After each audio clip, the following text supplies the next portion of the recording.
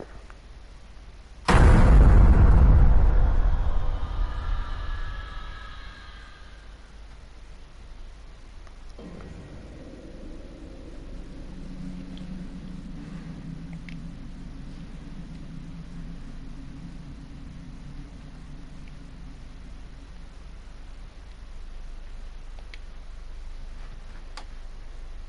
Larry.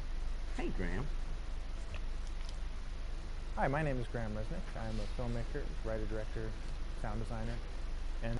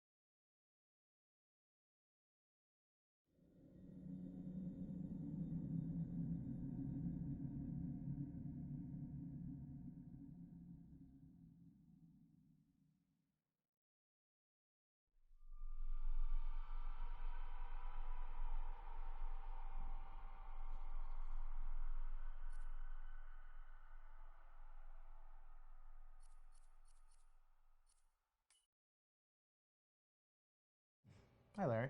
Hey, Graham. Hi, my name is Graham Resnick. I'm a filmmaker, writer, director, sound designer, and I started working with Larry Fessenden about 10, 15 years ago through my friend Ty West, who I grew up with, and have done a lot of sound design with on his films. And he was producing Ty's films at the time, and Ty introduced me to Larry. Larry produced my first feature, and we've written together on several projects. My name is Larry Fessenden. I'm a filmmaker. I run Glass Eye Pix, which is an independent production company out of New York. We make indie movies, a lot of scary movies as well. I got a call to audition to write this video game. And I called my pal Graham Resnick because Graham is a gamer. And while I thought I could offer something to the idea of writing this multi-branching story, I knew that I would want Graham's expertise as a lover of gameplay, since I guess games were started. So and just as a lover. And as a lover, yes. Which is why there's so many sex jokes in the game. There was one Italian website that did say the Larry Fessenden right. and Graham Resnick, the two lovers behind Until Dawn. Come here. Maybe I know how to handle you too. I am definitely ready to be handled. So I wanted Graham by my side. Yeah, and we got the gig, and it's been an amazing ride. Oh, hell yeah. Oh my God, she's taking her shirt off. What? Oh my God! Matt, what are you doing here? Hannah. I'm sorry, Hannah. This all got out of hand, but...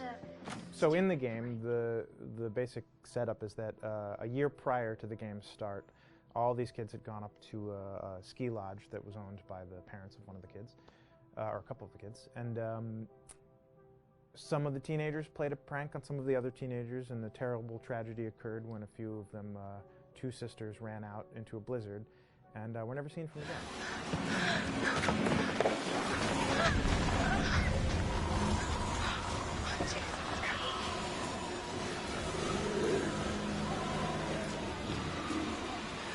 So now, a year later, this is kind of torn apart this group of friends. They've gone through some trials and tribulations in the past year. The brother of the two girls has had a lot of psychological issues, and to kind of help him cope and help them all get over it, they all returned to the lodge a year later, back up on the mountain. And the idea is to get over it, but... the healing does not begin. Yeah, and these kids are all trying to find themselves. They've been through a trauma, But in general, they're just teenagers trying to figure out who they are. So they're all kind of falling into the patterns, the stereotypes, the characters they see on TV and in the movies. I think we were very interested in taking genre tropes and kind of making them sort of refresh them.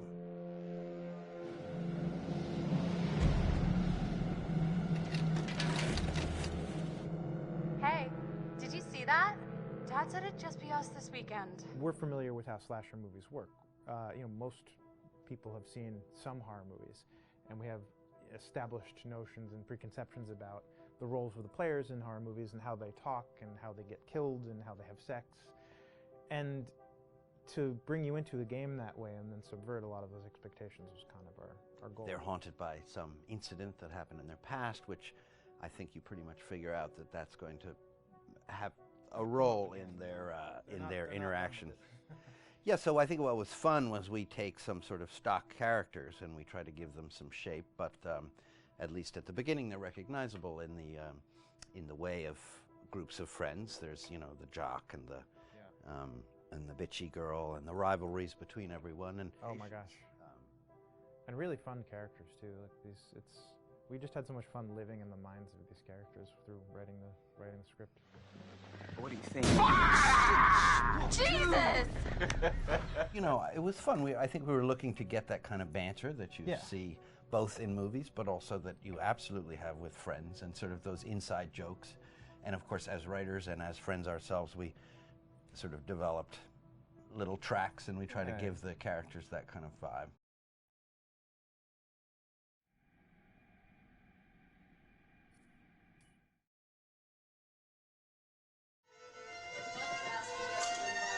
Yeah, fast and violent. That's what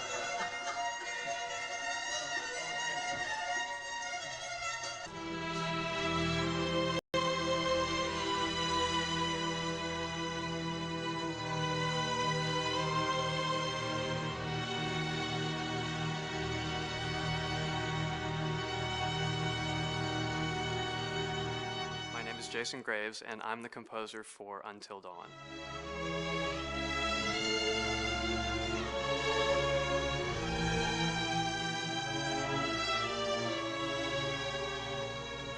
I've been involved with Until Dawn for about a year now. Originally, I was contacted by Barney Pratt, the audio director. I think that had something to do with my lineage of horror games, and hopefully not the fact that my last name is Graves, although a lot of people seem to associate my name with scary music.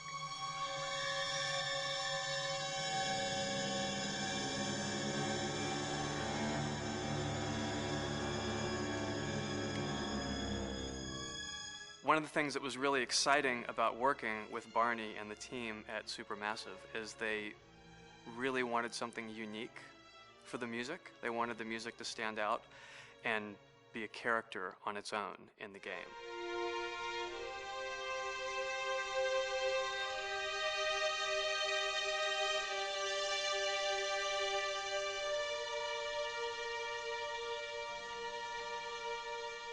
When I'm first starting on a new score, and it doesn't matter if it's film, television, or games, I always end up going to the main theme.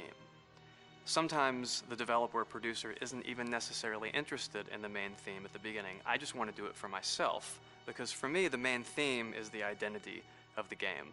It establishes the mood, the atmosphere, and the character of the music, and how it's going to be playing in the background. And that's what we did with Until Dawn. That was actually my demo pitch to Supermassive Games. I put a main theme together, recorded all the instruments at my studio, and sent it to them. And they liked it. We actually ended up recording that exact theme, all the instruments and everything, live here at Ocean Way probably 9 months ago. And that's what we've been using in all the demos for the game, and that's the final version of the theme that is the main theme that you'll hear on the menus and in some key pieces of gameplay.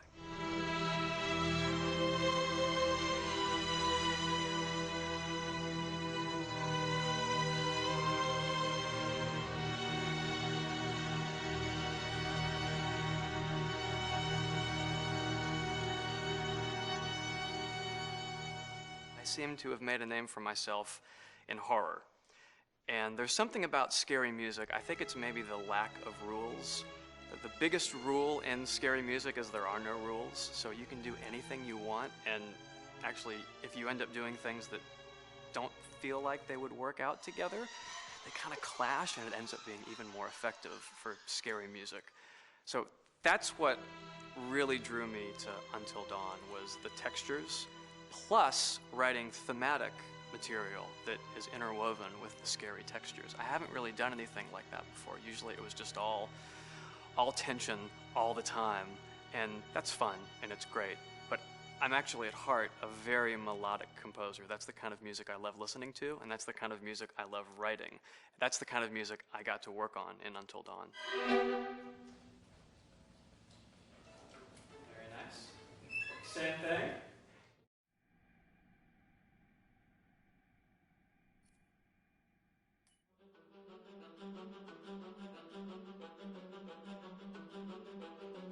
My name is Will Biles, Executive Creative Director of Until Dawn.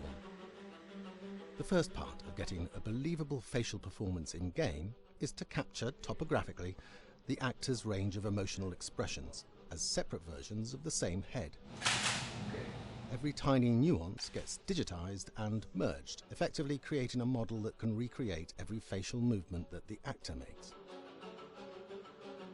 Once the topography has been recorded, the actor's performance itself can be captured by using a predetermined set of marker points, drawn precisely on the face, and a high-def helmet cam, wirelessly linked to capture devices. The camera is the small box where it looks like the microphone should be. Outro Sam.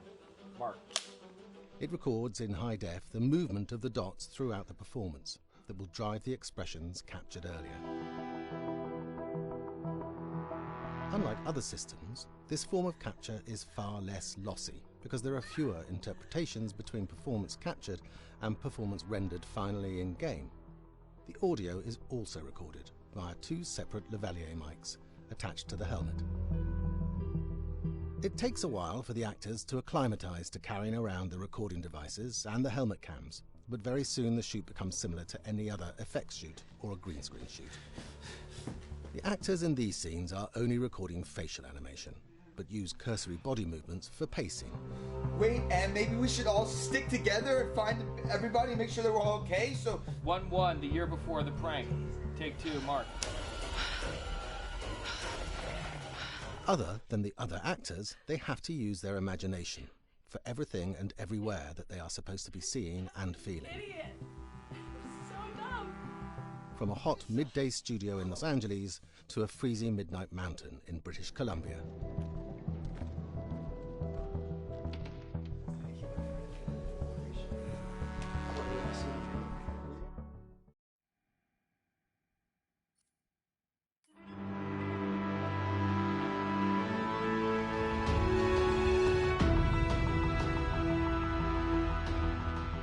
Until Dawn has a dynamic, ever-changing story, the facial performances and the body performances are recorded separately, with different systems.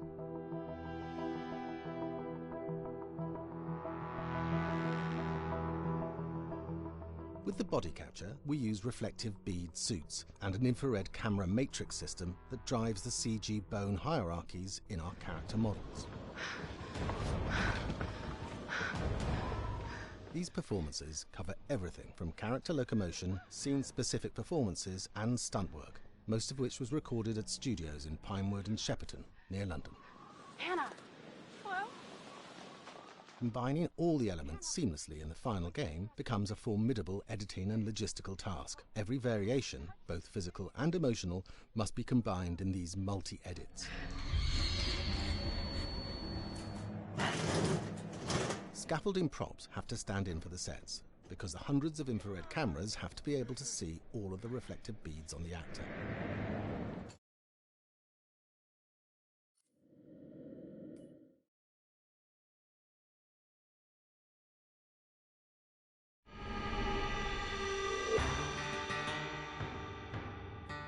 America's Northwoods border region. In this land of 10,000 lakes and miles of dense timber, a hideous creature is believed to lurk.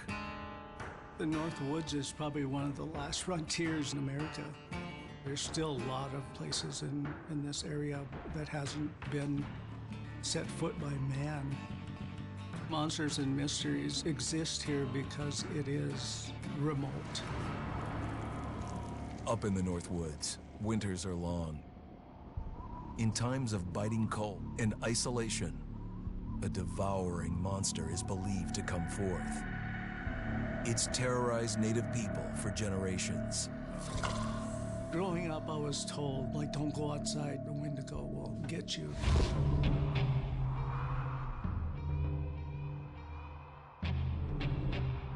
Among the traditions of the northern Algonquin tribes is the Wendigo, a monster that can seize hold of a person to carry out its hunger for human flesh. Many Native Americans fear even talking about this Wendigo, and even the mention of the name will let the Wendigo find out where you are, and it will open you up to be possessed by this Wendigo. The most famous case of a Wendigo possession took place in 1879. In the deep woods outside of Edmonton, Alberta. Swift Runner, a Cree Indian, was a trapper and a guide. He had left town the previous autumn with his wife, 6 children, and his mother. But when Swift Runner returned in spring, he was alone.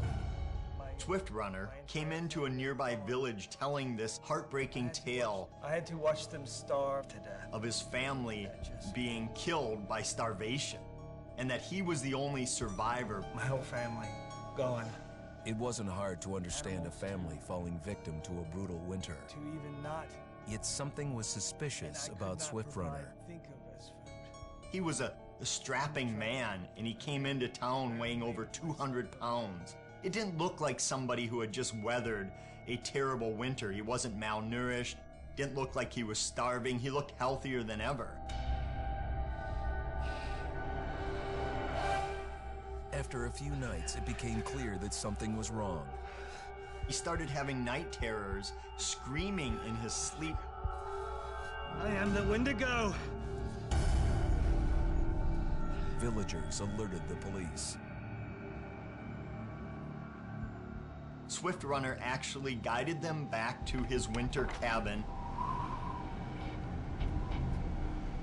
When they got there, that's when they saw the true horror.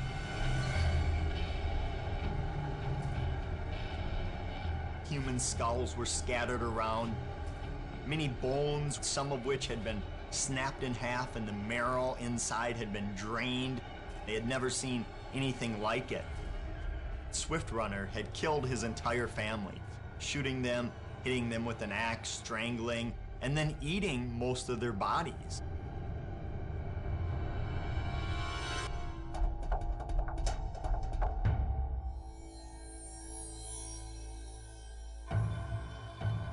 Right up until the moment the noose was on his neck, Swift Runner swore the evil spirit of the Wendigo had possessed him and twisted him into a cannibal killer. When he was on the gallows, Swift Runner himself said, "I am no longer a man."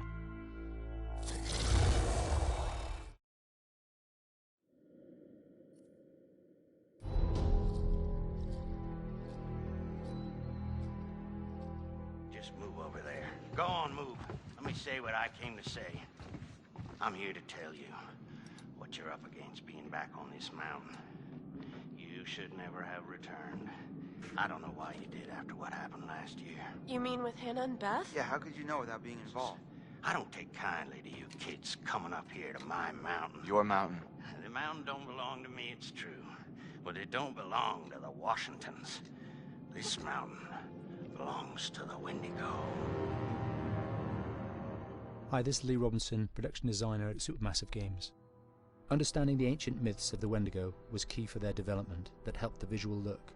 Through sketches and concepts, these elements were visualized, such as eyes being milky, almost dead, with loss of lips and eyelids due to frostbite, fangs growing and arms and legs getting longer, with skin hardening and thickening to look snarling and menacing, yet withered and lean. The hell was that? Another fucking piece of fingers and toenails extending like claws, allowing them to climb effortlessly. We made them look gaunt and weathered, and having ragged remains of clothes they wore. Blood-stained and rotten, with patches of hair still remaining, they retained strong skeletal limbs, which enable them to be agile and quick through the environment. Where are you? My name is Jamie Gallipo, animation director at Supermassive.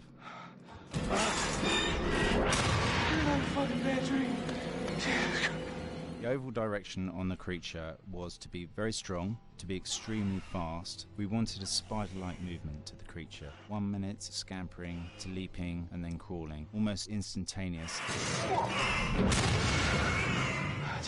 And finally, we wanted the creature to have this real, uncontrollable thirst for flesh.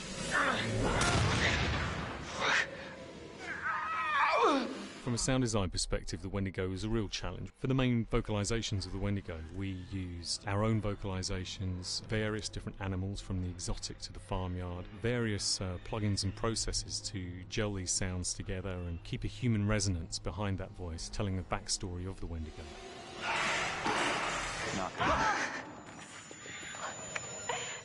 During the chase sequences, the anger of the Wendigo is felt by encircling breaths, screams and screeches that essentially chase you as you're being chased by the Wendigo.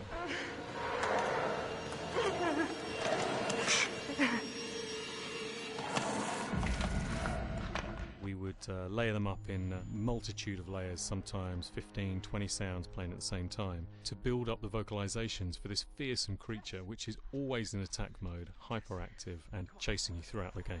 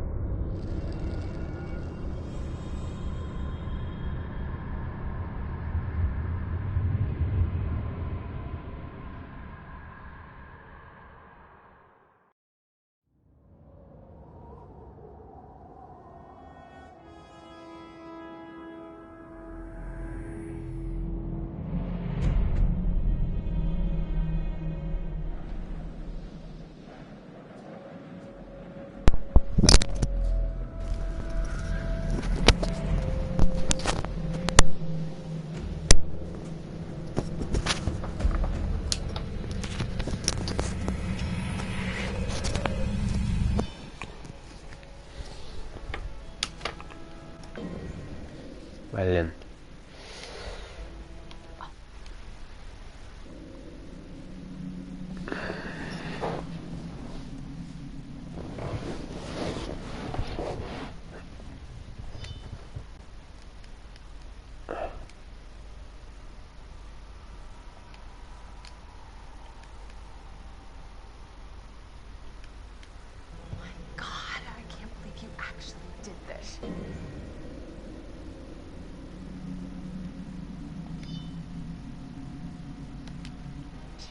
Так, ну, начало на английском.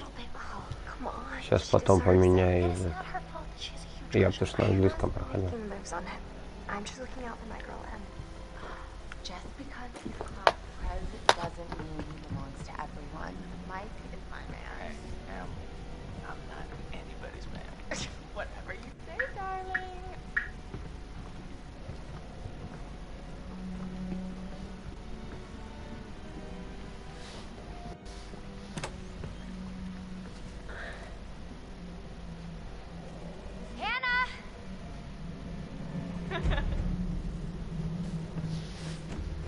Тупые подростки решили пошутить.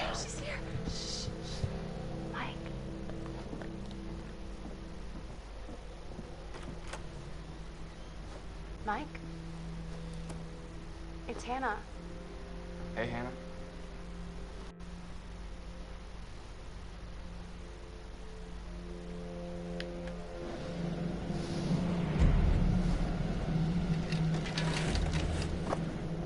Hey, did you see that? Dad said it'd just be us this weekend. Josh.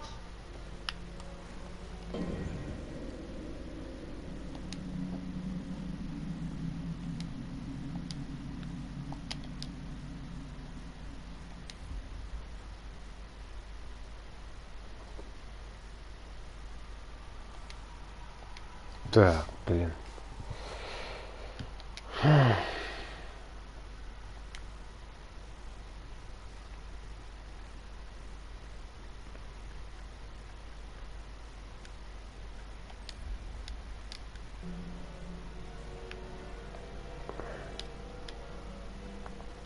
Язык я не могу поменять, да, здесь. Почему?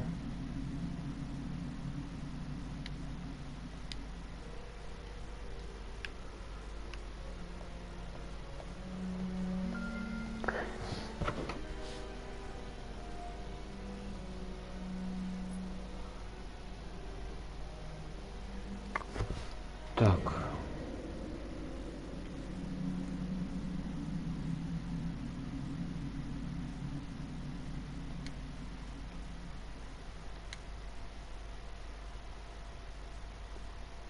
А, вот оно что.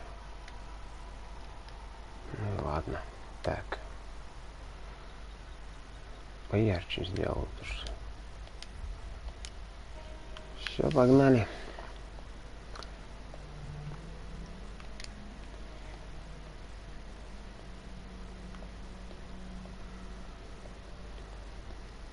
Сейчас подразберусь с управлением.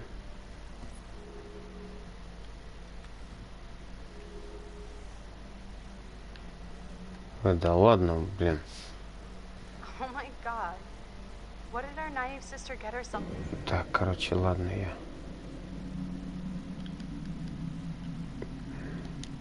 Into now. перезапущу игру. It's revenge.